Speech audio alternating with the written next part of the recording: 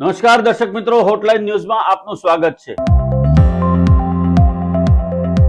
સમગ્ર સુરત શહેરની અંદર ક્રાઇમ રેટમાં સતત વધારો થઈ રહ્યો છે। મારામારી, હત્યા, લૂંટ જેવી ઘટનાઓ સતત વધી રહી છે, પરંતુ સુરત પોલીસ એવું કહે છે કે સુરતની અંદર ક્રાઇમ રેટ છે એ ઘટી રહ્યો છે। વાસ્તવમાં સુરતની અંદર જે ગુનાઓ બની રહ્યા છે એ પરંપરાગત રીતે જે પ્રમાણેની ઘટનાઓ બનતી હોય છે એ જ પ્રમાણેની ઘટનાઓ છે। આવી જ એક ઘટના ડિંડોલીની અંદર બની છે। ડિંડોલીની અંદર જ્વેલર્સના શોરૂમમાં ઘૂસેલા લૂંટારૂએ માત્ર એક સળિયો બતાવી અને જ્વેલર્સને લૂંટી લીધો છે। આ જ્વેલર્સ શોપમાંથી 3.25 લાખથી વધારેની જણસ લૂંટી અને લૂંટારૂ પલાયન થઈ ગયો છે, જેના સીસીટીવી ફૂટેજ પણ સામે આવ્યા છે।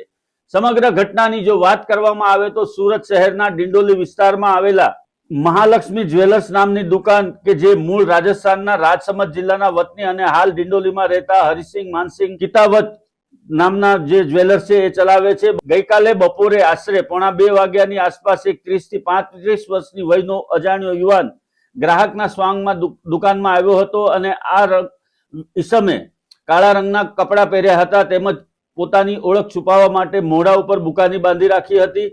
એણે અચાનક સળિયો કાઢી અને વેપારી પર હુમલો કરી તેને ભયભીત બનાવ્યો હતો। ત્યારબાદ લૂંટારીએ વેપારીને ડરાવી ધમકાવી અને કિંમતી સામાન પર હાથ સાફ કરવાનું શરૂ કર્યું હતું। તસ્કરે દુકાનમાંથી ચાંદીની 22 નંગ મૂર્તિઓ જેની અંદાજિત કિંમત રૂપિયા 33,000 થાય છે અને તિજોરીના ખુલ્લા લોકરમાંથી 24 જોડી સોનાની બુટ્ટી જેનું વજન 36 ગ્રામ છે, જેની અંદાજિત કિંમત 3,24,000 જેટલી થાય છે। આમ કુલ મળીને 3,57,000 રૂપિયાની લૂંટ ચલાવી અને આ ઈસમ ત્યાંથી નાસી છૂટ્યો હતો। સીસીટીવી કેમેરામાં આ ઈસમની કરતૂત છે ઝડપાઈ ગઈ છે અને પોલીસ દ્વારા હાલમાં આ સમગ્ર મામલે તપાસ કરવામાં આવી રહી છે।